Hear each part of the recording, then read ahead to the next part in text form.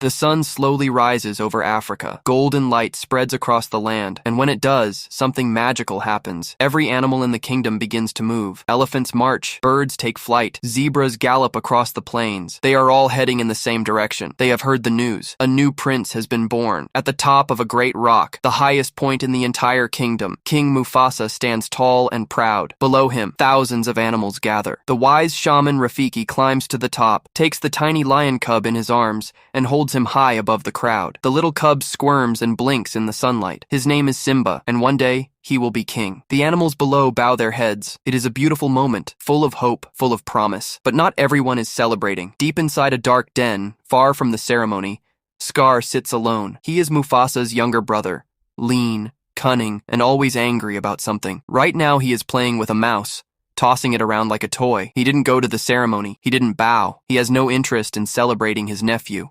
Zazu, the royal messenger bird, flies in and tells Scar that Mufasa is coming. The distraction causes Scar to lose the mouse. Annoyed, he decides to eat Zazu instead, but Mufasa arrives just in time and stops him. Mufasa speaks calmly but firmly. He tells Scar that he missed the ceremony. He says he wishes his brother had been there, but Scar is bitter.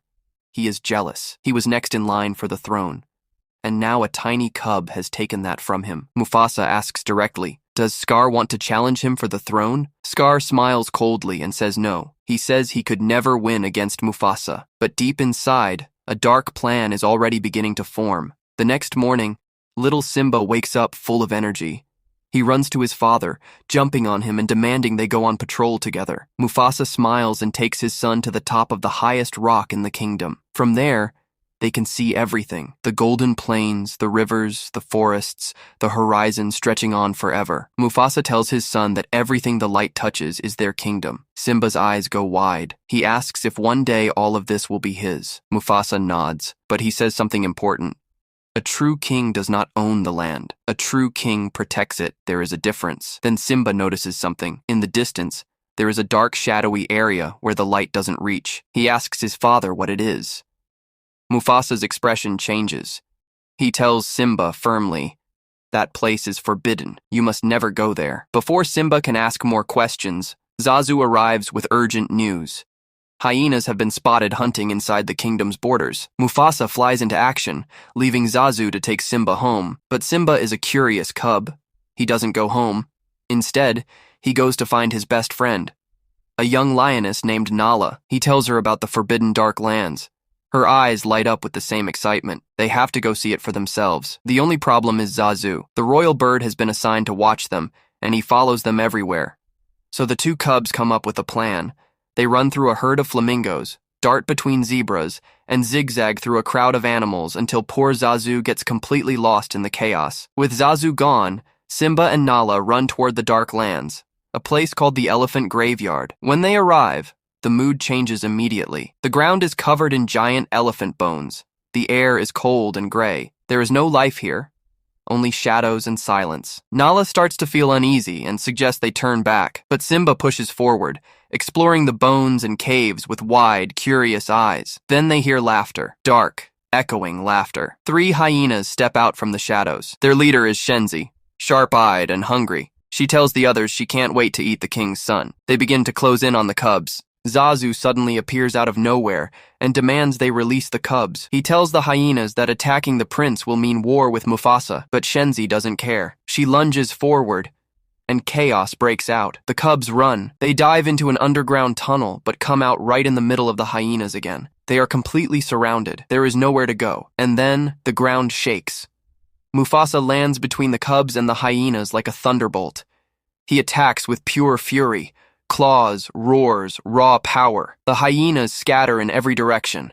Mufasa stands over them and delivers one final warning with a voice that shakes the earth. Never come near his son again. Shenzi agrees immediately. On the way home, Mufasa asks Zazu to take Nala back and stays behind to speak with Simba alone. He tells him quietly but seriously that today he put himself and the entire future of the kingdom in danger. Simba looks down, ashamed. But then Mufasa's voice softens. He starts to play with his son, rolling around in the grass and making him laugh. When they finally tire out, they lie on their backs, and look up at the night sky. Mufasa points to the stars and tells Simba that every light up there is a king who came before them. They are always watching, always guiding, always protecting. Simba stares at the sky in wonder. That same night, in the elephant graveyard, Scar meets secretly with the hyenas. Shenzi and her pack are angry and hungry. They prepare to attack when they first hear him coming, thinking it is Mufasa seeking revenge. But when they see it is Scar, they calm down. Scar tells them he heard about the famine spreading through their territory. That is why he sent the 2 cubs there, to be their meal. But the plan failed. Simba survived. Now Scar offers them something much bigger. He says he can make sure their bellies are always full, but they must help him become king. And to make that happen, Mufasa must die. The hyenas think the idea is crazy, but the promise of unlimited food is too good to refuse. Shenzi agrees. The deal is made. The next morning, Scar takes Simba for a walk into a deep canyon, a gorge surrounded by high rocky walls.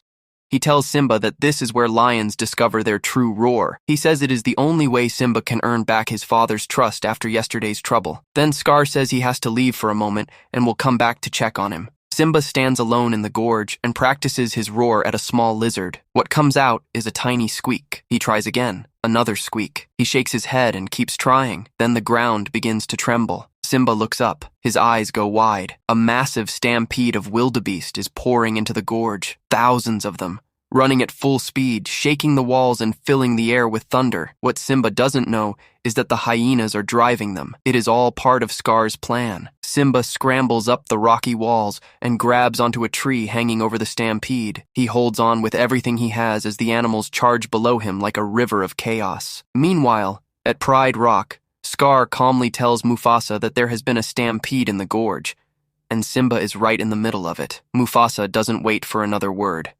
He sprints toward the gorge with Zazu right behind him. Scar quietly tells Zazu to go call the lionesses, and in that moment, he is alone with the situation unfolding below. Mufasa leaps into the stampede without hesitation. He fights through the rushing animals, taking hits and stumbling, but pushing forward until he reaches Simba's tree. He grabs his son in his mouth and places him safely on a high ledge above the stampede. Simba is safe, but Mufasa is still in the middle of the herd. A wildebeest hits him hard. He goes down, and the herd runs over him. When he finally breaks free and starts climbing the steep walls of the gorge, he is already badly injured. He reaches the top, barely, and looks up to see Scar standing there. Mufasa reaches out his paw and begs for help. Scar looks at him for a long moment, then he digs his claws into Mufasa's paws and lets go. Mufasa falls back into the stampede. Simba watches in horror from his ledge. He climbs down after the herd passes and runs to his father. He finds Mufasa lying completely still at the bottom of the gorge. The great king is gone. Simba cries out. He lies down next to his father and waits, not knowing what else to do. Scar appears and stands over the cub. Instead of comforting him, he tells Simba that everyone will blame him for what happened. He says Simba is responsible for his father's death. He tells the frightened cub that he must run as far as he can and never come back. And Simba, young and terrified and overwhelmed with guilt, believes every word. As soon as Simba disappears into the distance, the hyenas emerge from behind Scar. He orders them to chase the cub down and make sure he never comes back, permanently. Simba runs faster than he has ever run in his life. The hyenas chase him to the edge of a cliff. He slips and tumbles off,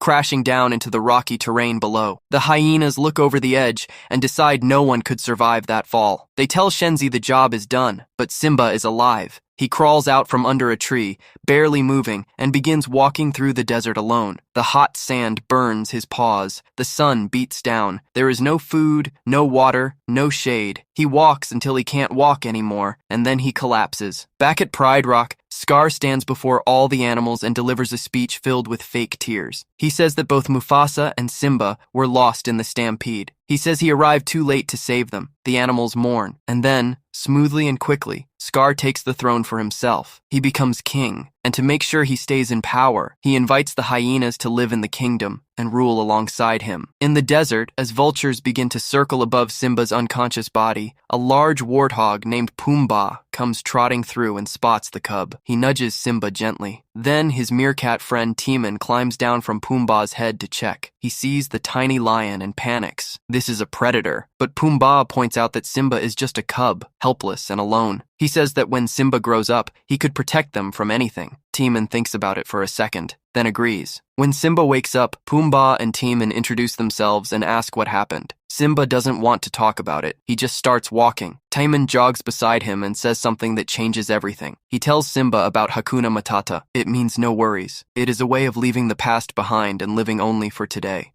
Simba looks at them. Then slowly, for the first time since his father died, he smiles. They take him to their home, a lush, beautiful hidden valley full of waterfalls, tall trees, and more food than Simba has ever seen. The diet is a little different, though. Timon proudly lifts a log to reveal a pile of squirming bugs and grubs. Simba stares at them. He is very hungry. He closes his eyes, takes a deep breath, and eats. It is the beginning of a new life. Years pass. Simba grows from a frightened cub into a powerful, healthy young lion. He and Timon and Pumbaa spend their days eating, laughing, and lying under the stars. The guilt and pain from the past are buried deep. Simba has chosen to forget, but back in the kingdom, things are falling apart. Scar and the hyenas are eating everything. They hunt too much and leave nothing to grow back. The rivers are drying up. The grass is dead. The animals are starving and leaving one by one. Pride Rock, once a symbol of life and strength, is now gray and covered in bones. Sarabi, Mufasa's widow, goes to speak with Scar. She tells him plainly that his hunting habits are destroying the land. Scar doesn't want to hear it. Instead, he tries again to convince Sarabi to become his queen. She refuses him coldly. As punishment, Scar orders that from now on, the hyenas eat before the lionesses, and everyone knows the hyenas leave nothing behind. Nala watches all of this and can no longer stay quiet. That night, while everyone sleeps, she slips away from Pride Rock. Scar wakes up and smells something in the air. He begins to follow the trail and almost catches her. But Zazu appears at just the right moment and distracts the king long enough for Nala to escape into the darkness. She runs. She has to find help. Far away in the peaceful valley, Simba and his friends lie in the grass at night and look up at the stars. Timon says they are just big fireflies. Simba smiles softly and tells them what his father once told him, that the great kings of the past live in those stars, watching over the ones below. Timon and Pumbaa burst out laughing. Simba goes quiet. He gets up and walks away to be alone. He lies down under the night sky and stares up at the lights. Something stirs inside him, something he has been trying to ignore for years. A tuft of his mane catches in the wind and floats away. It lands in a stream. A bird picks it up and carries it across the land to build its nest. The fur travels across Africa, passing through forests, over rivers,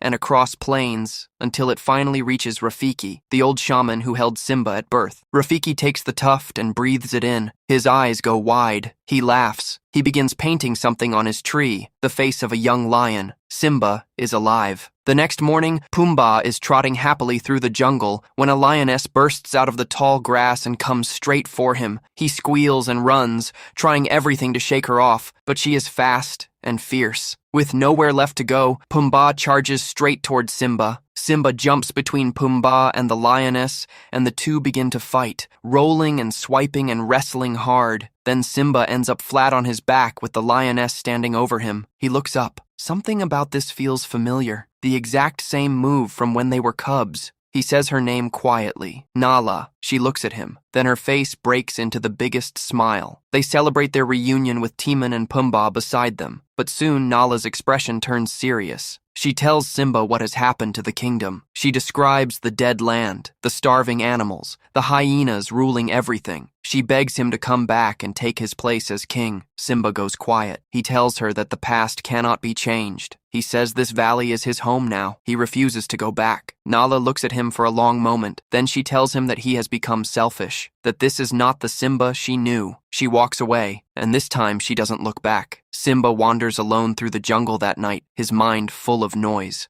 Then a strange figure drops out of the trees in front of him, old, wild-eyed, and laughing for no reason. It is Rafiki. Simba tries to walk away. Rafiki follows. Simba tries to lose him. Rafiki keeps up. Finally, the old mandrill says something that stops Simba cold. He says he knows Mufasa, that Mufasa is alive. He says he will show Simba. Simba follows him through the jungle at a run until they reach the edge of a still pool of water. Rafiki tells Simba to look into it. At first, Simba only sees himself, but then the water ripples and the reflection shifts. He sees his father's face looking back at him. Then the sky above begins to move. Clouds swirl and gather, and from them, Mufasa's voice speaks. He tells Simba that he has forgotten who he is. He tells him to look inside himself, because he is more than what he has become. He says Simba must return. He must take his place in the circle of life. He must become king. The clouds begin to fade, but before Mufasa disappears completely, he says the words that break Simba open. I am always with you. Remember who you are. The sky clears. Simba stands completely still for a moment. Then he turns and starts running. He runs through the night and finds Nala in the desert. He tells her they are going home. Together, they race back across the land until the dark, lifeless shape of Pride Rock appears on the horizon. Simba slows down and stares at what was once a beautiful kingdom. Smoke drifts across a gray sky. The land is broken and empty. Zazu spots Simba and nearly faints with joy. Timon and Pumbaa catch up, both out of breath, and swear they will fight beside their friend no matter what. They come up with a plan. To distract the hyenas guarding the entrance, Timon and Pumbaa agree to be live bait, running straight at the hyenas, screaming and causing total chaos. It works perfectly. The hyenas go chasing after them in complete confusion. Up on Pride Rock, Scar is trying one more time to convince Sarabi to become his queen. She looks at him steadily and tells him he is nothing compared to Mufasa. Scar loses his temper and raises his paw to strike her. Then a voice cuts through the air. Stop. Scar freezes. He turns slowly. Standing at the edge of Pride Rock is a young lion. Tall, strong, and with a full golden mane. It is Simba. He is alive. He is home. Sarabi steps forward and stares. For a moment, she thinks she is seeing Mufasa, but Simba steps into the light and says quietly, "It is me, Mother." The lionesses erupt with joy, but Scar quickly recovers. He pressures Simba in front of everyone, forces him to talk about what happened the day Mufasa died. Simba, still carrying years of guilt, admits he was there. Scar immediately uses it. He accuses Simba of being responsible for Mufasa's death. The words hit Simba hard. He stumbles backward, step by step,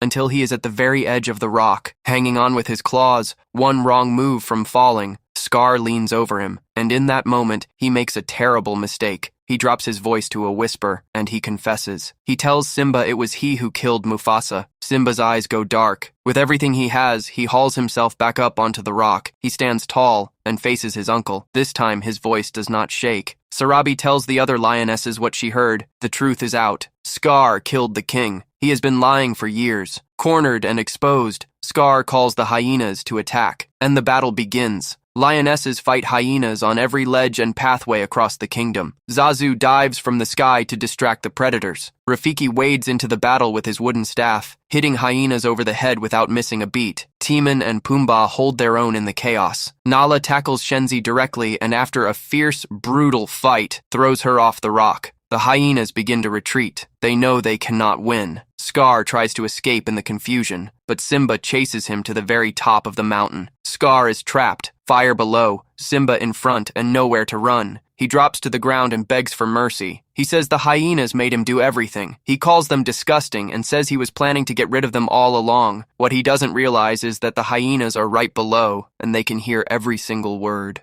Simba listens, and then he makes a choice, the kind only a true king makes. He tells Scar to leave, to go far away and never return. It is more mercy than Scar ever deserved. Scar pretends to accept. He turns and begins to walk away. Then in one quick move, he grabs a handful of burning coals and hurls them straight into Simba's face. They fight one final time. It is short and explosive. Simba wins. Scar goes flying off the top of Pride Rock, falling into the darkness below, just like Mufasa did. But Scar survives the fall. He lands at the bottom, and the hyenas are waiting. They heard everything he said. They remember every insult, every lie, every time he used them and threw them away. Scar looks up and tries one last smile, one last excuse. They don't let him finish. Then rain begins to fall. It comes down hard and steady across the whole kingdom, washing away the ash, soaking into the dry, cracked earth, slowly bringing everything back to life. The fires go out. The smoke clears. The sky opens up, and for the first time in years, the land breathes again. Rafiki walks up to Simba and looks at him for a long, quiet moment. Then he raises his hand and marks Simba's forehead, just as he did the day Simba was born. He smiles. It is time. Simba walks to the edge of Pride Rock. He stands at the very top and looks out over his kingdom. The animals gather below, just as they did on the day he came into the world. He takes a deep breath and roars. His roar rolls across the plains, through the valleys, over the rivers, and all the way to the horizon.